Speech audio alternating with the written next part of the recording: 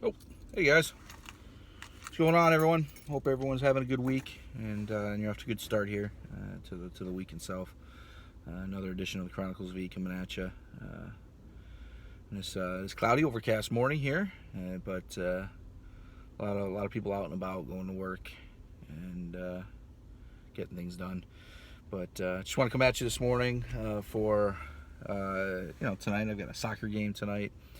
Coaching some of the most energetic 8-year-olds, 8 and under teams. So there's 6, 7, 8-year-olds, and it's been a blast this season so far. We've been through a couple games, 4 games, a couple practices here, but so a lot of learning going on, a lot of learning for me regarding patience and personalities and matching them up and working within each personality, which is what we have to do in life anyways.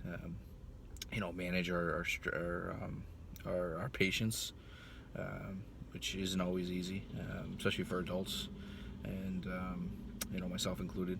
But one of the things that I did want to bring up today, that if you're out there and if you're a parent and you're out there watching your kids play, please remember, just let them play. If you're a parent and you've got your chair and your coffee or your drink or whatever, and you're sitting there and you're watching them play, watch. There's no need to be a sideline warrior.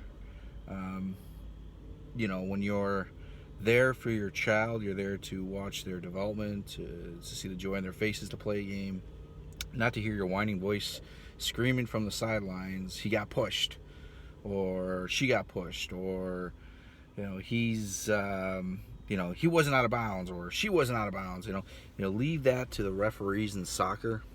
Leave that to the coaches in baseball, the umpires in baseball, the referees in basketball and hockey. Look, folks, you can Google online fans angry or angry parents of sports, and you can find a million different stories of how parents act like the perpetual children from the stands. They get angry that their kid isn't starting. They get angry that their kid was shoved. They get angry that there's a bad call. Folks, it's okay. They're kids. Let them play. These kids are listening to the coach and trying to learn from the coach. If they're hearing your squabble, they're gonna learn that that's acceptable behavior, and frankly, it's not. And that's part of a problem with our kids growing up today, is that we're parenting. We've got to do a better job. Everyone. And if you're coaching from the sidelines and you're not a coach, you're not a ref, and you're screaming, it does no good. 2 weeks ago, I showed up early for my game, and I saw a parent from another team sitting on the sideline watching their kid play, and the kids were running down, hard-fought game, and they two got jawed up and running down and bumped each other, accidental. So what does Armchair Warrior, Sideline Warrior do? He starts screaming, he got pushed, come on, he got pushed, open your eyes, let's go. Hey, buddy, it's 8 and under. It's not the Revolution, it's not the Pro Soccer League here.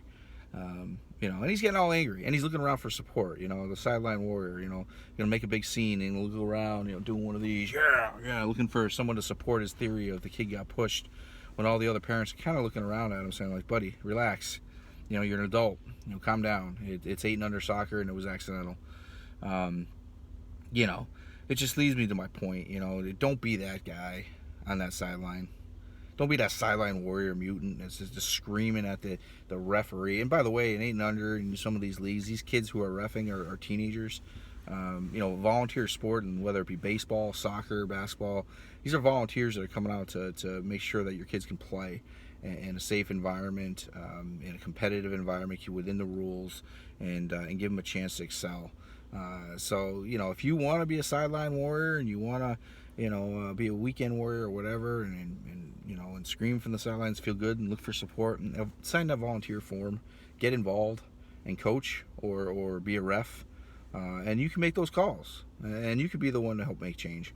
But it does no good screaming from the sidelines, especially when you don't want to volunteer and help. What are you doing? Your voice doesn't count, and just let the kids play. It's annoying. I can't think of how many times that when you're out there and you hear someone screaming for their kid, hey, my kid should play, or hey, run that ball out. Hey, listen, buddy, the coaches will take care of that. Calm down. Sip on your double macchiato, frappuccino, blah, blah, blah, blah, whatever drink you're drinking, and just relax.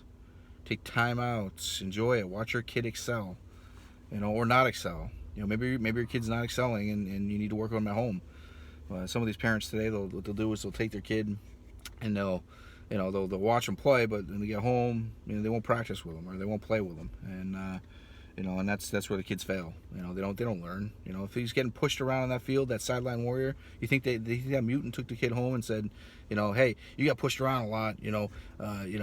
It's not okay to push, right? So if you get pushed and you fall down, get right back up and hustle. You think he said that to him? Nah. Probably didn't say anything to him. Probably agreed with him. So yeah, there's a lot of pushing going on, but didn't stress that it's not good to do it. He probably didn't sit down with the child and do it. So my point is, people, don't be that sideline warrior. Don't be that mutant that's going to be screaming from the sidelines or the bleachers or the bleacher creature and yelling out, hey, for your child or the referee. These people are volunteers. Treat them with respect.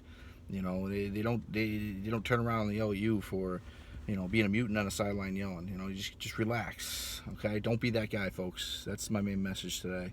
Don't be that parent that is acting like a perpetual child on the sidelines. Let the kids play. There's too many stories out there of parents whining and crying, and all it takes is one, right? You get one parent down on the sideline that's whining and moaning and groaning, and they do this. They look to the left, they look to the right, they stand up, they're jawing, they're looking for support.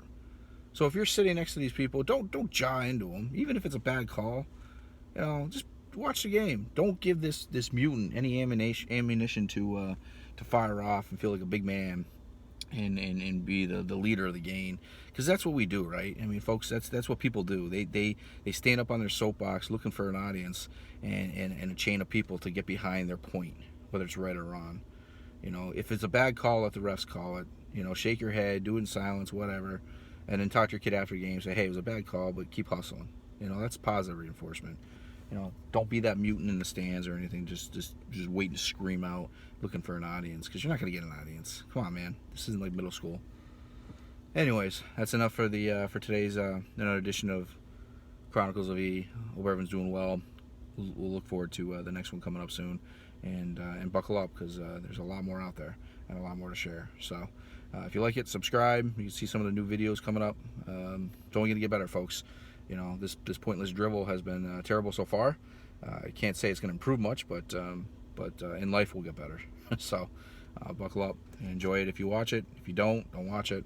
Whatever you want to do, and we'll fight another day. So, all right, have a good day, everyone. Take care.